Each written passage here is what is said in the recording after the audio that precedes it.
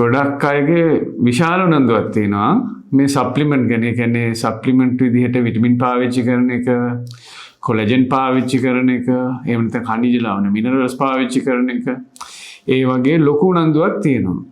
හැබැයි මේ උනන්දුව ඉබේ ඇති වෙන අයත් ඉන්නවා. ගොඩක් වෙලාවට මේ උනන්දුව ඇති කරනවා. උදාහරණයක් විදිහට විටමින් C යම් කෙනෙකුගේ අඩු වුණොත් එහෙම මෙන්න මේ රෝග ලක්ෂණ එනවා. ඔයගොල්ලන්ට නිදිමත එනවා, වැඩක් කරගන්න බෑ කියලා හිතෙනවා, විදුරු මස් වලින් ලේ එනවා. ඔන්න ඔය වගේ දේවල් නිතරම යම් අයගේ කනට ඇහෙන්න සලස්වනවා.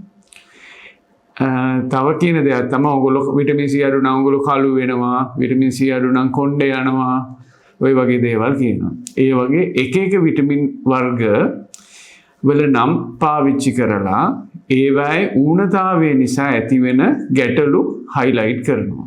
ඒවා හැම කෙනාගේම ඔළුවලට ඇතුල් කරනවා.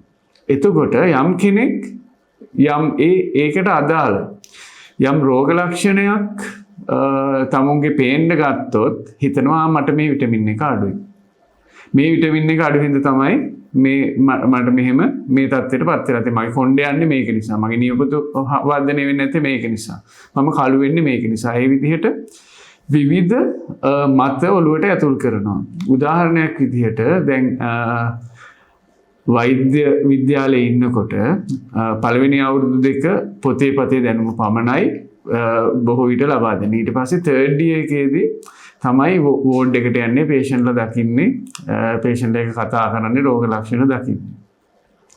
එතකොට මේ 3rd year එකට එන මෙඩිකල් ස්ටුඩන්ට්ලාට තියෙනවා හැදෙන ලෙඩක්. ඒකට කියන්නේ 3rd year syndrome කියලා. ඒ කියන්නේ පේෂන්ට් කෙනෙක් දැක්කහම එයාගේ තියෙන මොන හරි රෝග ලක්ෂණයක් කියලා එයාට තියෙන මේ රෝගේ කියලා තහවුරු කරගත්තාම මෙඩිකල් ස්ටුඩන්ට්ලා වෛද්‍ය ශිෂ්‍යයෝ හිතනවා මට තියෙන්නේ මේ ලෙඩේ තමයි. මට පිළිකාවක් තියෙනවා. මගේ ඔළුවේ ගෙඩියක් තියෙනවා. මගේ හાર્ට් එකේ දුර්වලකමක් තියෙනවා. අන්න ඒ වගේ භීතියක් ඇති වෙනවා. මේකට කියන්නේ 3rd year syndrome කියලා.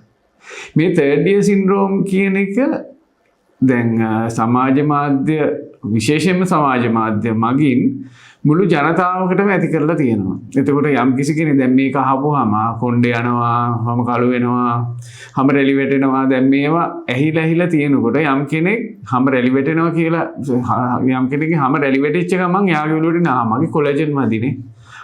අරයත් කිව්ව කොලජන් මදි කියලා, මේ channel එකෙත් කිව්ව කොලජන් මදි හින්දා හැම රැලි වැටෙනවා කියලා. අන්න ඒ වගේ අර රෝගී තත්වයකට, මානසික රෝගී තත්වයකට ඇදලා දානවා. මේක වැටෙනව නෙමෙයි, ඇදලා දානවා. ක්‍රියාකාරීව ඒකට සහභාගී වෙනවා, විශේෂයෙන්ම සමාජ මාධ්‍ය වලින්. ඒ වගේම වෛද්‍යවරු විදිහට පෙනී ඉන්න අයම විසින් ඒ වගේම තමයි එක්ස්පර්ට්ලා, විශේෂඥයෝ විදිහට පෙනී ඉන්න අය මගින් මේක ගොඩාක් සාමාන්‍ය අයගේ ඔළුවට ඇතුල් කරනවා. ඊට පස්සේ මොකද වෙන්නේ? ඒගොල්ලෝ හරහා ගොඩක් අවස්ථාවලදී මේවා ප්‍රචාරණ කටයුතු සිදු වෙනවා. එතකොට යම් කොලජන් අඩුයි කියලා හිතන කෙනෙක් කොලජන් ප්‍රොඩක්ට්ස් හොයන්න පටන් ගන්නවා. මුලින්ම හොයන්නේත් මොන හරහාද? සමාජ මාධ්‍ය හරහා. සමාජ මාධ්‍ය වලින් ප්‍රචාරය කරලා තියෙනවා නම් කොලජන් සම්බන්ධ ප්‍රොඩක්ට් එකක්, ඔන්න ඒක ගන්න පෙළඹෙනවා. ඒක අරගෙන ටික දවසක් ගිහිල්ලා තහවුරු වෙනවා ඒකෙන් ප්‍රතිඵලයක් ලැබෙන්නේ නැහැ කියලා. ඊට පස්සේ ඊට වැඩිය හොඳයි කියලා සමාජ මාධ්‍ය වල දකින්න දෙයක් භාවිතා කරන්න යොමු වෙනවා. මේ විදිහට මේක අන්නින්ඩින් සයිකල් එක, විෂස් සයිකල් එක, විෂම චක්‍රයක් බවට පත් වෙනවා. ඉම්ප්‍රූව්මන්ට් එකක් එන්නෙත් නැහැ, ප්‍රතිඵලයක් ලැබෙන්නෙත් නැහැ. ඒ වුණාට ඒක හොයාගෙන යන එක නවත්තන්නෙත් නැහැ. මේක අදාළ වෙනවා විටමින් වර්ග වලට. විටමින් වර්ග ගත්තාම හැම පැහැපත් වෙනවා, ඒ වගේ ගොඩාක් දේවල් කියනවා. අපි දන්නවා විටමින් A වගේ දෙයක් අඩු වුණොත් ඇස් පෙනීමට ඒක බලපානවා. ඒක අපි අහලා තියෙනවා ඉස්කෝලේ පොතේ, ඉස්කෝලේ යනකොට පවා අපිට උගන්වලා තියෙනවා විටමින් ඌනතාවල් ගැන. හරි? විටමින් C ඌනතාව ගැන කියලා තියෙනවා. විටමින් D ඌනතාව ගැන කියලා තියෙනවා.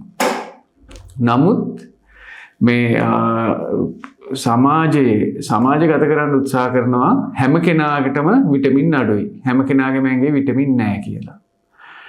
නමුත් බොහෝ අවස්ථාවලදී ඒකත් විද්‍යාත්මක පදනමකින් කරන දෙයක් නෙමෙයි. විටමින් ලෙවල් එක, විටමින් ඌනතාවක් කියලා දැනගන්න නම් එක්ක රසායනාගාර පරීක්ෂණ වලින් තහවුරු කරන්න ඕනේ විටමින් ගුණතාවක් තියෙනවා කියලා. එහෙම නැත්නම් ක්ලිනිකලි අපගේ සායනිකව වෛද්‍ය විශේෂඥයෙක් එහෙම නැත්නම් වෛද්‍යවරයෙක් මගින් තහවුරු කරන්න ඕනේ මෙයාගේ මේ රෝග ලක්ෂණ තියෙනවා මේ විටමින් න්‍යූනතාවයේ ලක්ෂණ තියෙනවා කියලා. එහෙම නැතුව YouTube එකේ TikTok එකේ එහෙම නැත්නම් Facebook එකේ ඉන්න එක්ස්පර්ට්ලා කියා ගන්න අයට යම් කෙනෙකුගේ විටමින් න්‍යූනතාවක් තියෙනවද කියලා මූණ බලලා එහෙම නැත්නම් සමහර ක්ලිනික් වලදී ස්කින් එක ඇනලයිස් කරලා කියනවානේ. ඒක කරන්නේ ෆොටෝ එකක් අරගෙන ෆොටෝ එක කම්පෙයාර් කරනවා AI ඒ කියන්නේ AI වලින් ජෙනරේට් කරපු ඇල්ගොරිතම් තියෙනවා.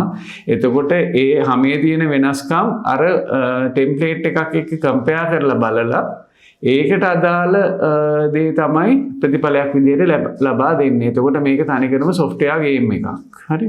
එතනින් ලැබෙන ප්‍රතිඵලය වගේ දෙයකින් ඕගොල්ලන්ට කිව්වොත් ඕගොල්ලන්ගේ හැමේ විටමින් එක අඩුයි, මේ විටමින් එක අඩුයි, කොලජන් අඩුයි කියලා ඒක විශ්වාස කරන්නත් එපා.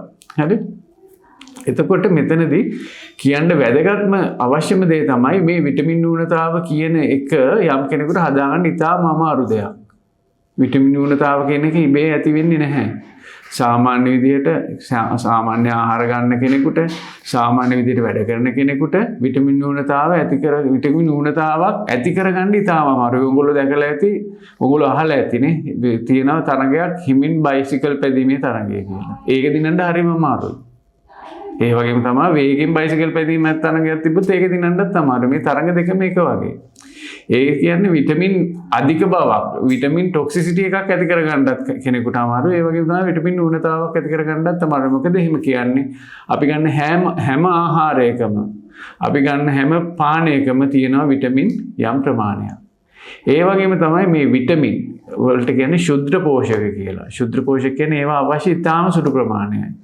ඒ ඉතාම සුළු ප්‍රමාණය ඕනෑම කෙනෙකුට සාමාන්‍ය දෛනික ආහාර වේලකින් ලැබෙනවා. මේකට තියෙන එක්සෙප්ෂන්ස් තමයි ගර්භණී කාලය සහ කිරි දෙන කාලය. එතකොට දෙන්නෙකුගේ ආහාර අවශ්‍යතාව තියෙන නිසා ඒ කාලේට සප්ලිමන්ට් අත්‍යවශ්‍ය වෙනවා. අවශ්‍යයි කියලා කියන්න පුළුවන්. ඒ ඇරෙන්න සාමාන්‍ය ආහාර වේලක් ගන්න සාමාන්‍ය වැඩ කටයුතු වල යෙදෙන කෙනෙකුට අවශ්‍ය විටමින් ප්‍රමාණය සාමාන්‍ය ආහාර වලින් ලබා ගැනීම හැකියාව තියෙනවා. උදාහරණයක් විදිහට රෙකමන්ඩ් කරලා තියෙනවා විටමින් C මිලිග්‍රෑම් 70ක් දවසකට ඕනේ කියලා. ඒ වගේම තමයි විටමින් D